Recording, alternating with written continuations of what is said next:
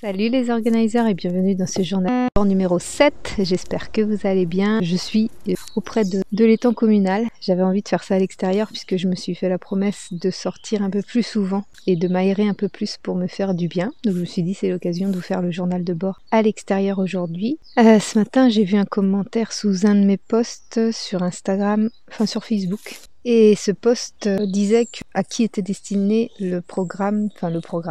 la routine du Miracle Morning. Et donc il y avait un des sujets qui était si vous souhaitez faire du sport et que soit vous êtes trop fatigué le soir ou soit vous êtes trop occupé le week-end en famille. Et donc j'ai eu un commentaire sous ce post-là en me disant c'est exactement ce que je ressens en ce moment. Et donc j'ai demandé des précisions, j'ai dit pour se mettre à faire du sport. Elle dit oui, en ce moment je suis fatiguée. Et elle dit ce soir je vais avoir en plus 1 heure de marche. Et là j'ai souri parce que je me suis dit que pendant que elle estime qu'1 heure de marche c'est une corvée, moi je souhaiterais qu'une chose, c'est de me l'imposer en fait, de m'imposer cette heure de marche. Parce que là j'ai le choix, j'ai toujours le choix de faire ou de ne pas faire les choses. Et c'est l'avantage et l'inconvénient d'être entrepreneur, c'est-à-dire qu'on fait absolument ce qu'on veut. On gère notre emploi du temps comme on veut, nos activités comme on veut. Et les sorties à l'extérieur, la marche, le sport, enfin n'importe quoi, c'est à nous de nous l'imposer en fait. Et là, par rapport sans doute à son trajet de son travail à chez elle, ça lui est imposé de marcher pendant 1 heure. Et j'ai pas pu m'empêcher de lui répondre, j'ai dit en fait marcher c'est bon pour la santé. Marcher c'est bon pour la santé, mais elle a pas cette vision-là parce qu'elle est fatiguée. Et je peux comprendre parce que moi aussi, quand j'étais au travail, que j'étais fatiguée et que je savais que j'allais avoir 1 heure de trajet, alors c'était en voiture, c'était pas à pied, mais ça me tannait vraiment. Et donc je lui ai répondu que tout était une question de perspective en fait. Je crois pas que je lui ai dit que moi je ne rêvais que d'une chose, c'était de pouvoir aller marcher pendant 1 heure. Mais par contre je lui ai dit que je compatissais par rapport à la fatigue, puisque je sais que c'est vraiment très pénalisant la fatigue. C'est très pénible et on n'arrive pas toujours à faire ce qu'on veut quand on est fatigué. Et on broie du noir et on voit tout en noir et on voit tout en négatif. Je sais ce qu'il en est parce que je le vis. Mais c'est vraiment qu'une question de point de vue, c'est vraiment qu'une question de perspective. C'est comme pour tous les postes que j'ai occupés. Certaines personnes voyaient ça comme une opportunité, quelque chose de formidable, d'avoir des CDI, de trouver des CDI à chaque fois que j'avais besoin de retrouver un travail. On m'a toujours dit, comme j'avais de la chance de trouver aussitôt du travail dès que j'en cherchais, etc.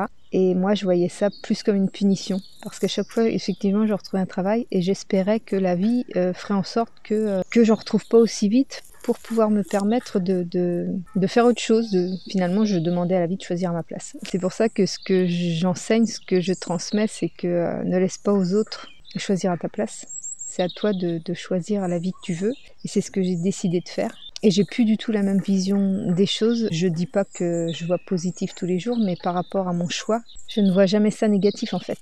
Je vois toujours ça comme une évolution, comme un palier à franchir, comme un nouveau niveau à franchir et comme une prise de conscience, voilà, c'est toujours quelque chose pour me faire avancer, pour me faire évoluer. C'est la grande différence quand on fait les choses de façon alignée. C'est pas plus facile, c'est même plus difficile je trouve, mais par contre on a beaucoup plus de force et on est beaucoup plus positif dans l'ensemble que quand on subit un travail qui certes nous rapporte un salaire fixe tous les mois, mais nous faire aller parce qu'on a 1 heure de marche à faire. Voilà. Et parce que ce travail nous fatigue, parce qu'on n'a pas la possibilité de prendre une journée quand on veut, on n'a pas la possibilité d'être en vacances quand on veut, il faut s'accorder avec les collègues, il faut s'accorder avec la direction, enfin, bon, bref. C'est cette liberté-là qui me manquait et c'est celle que j'ai trouvée dans l'entrepreneuriat. Tout est une question de perspective.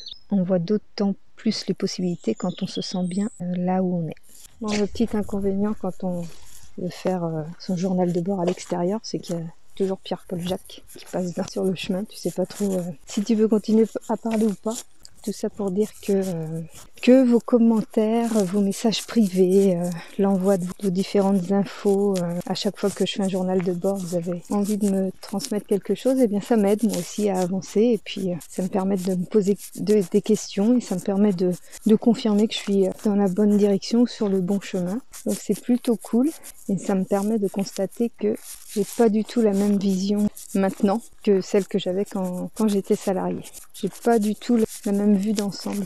Et pourtant, je ne devrais pas être sereine parce que j'ai pas de finances fixes et il n'y a rien de sûr. Ça n'a jamais été aussi incertain. Et pourtant, je suis beaucoup plus sereine et positive qu'avant.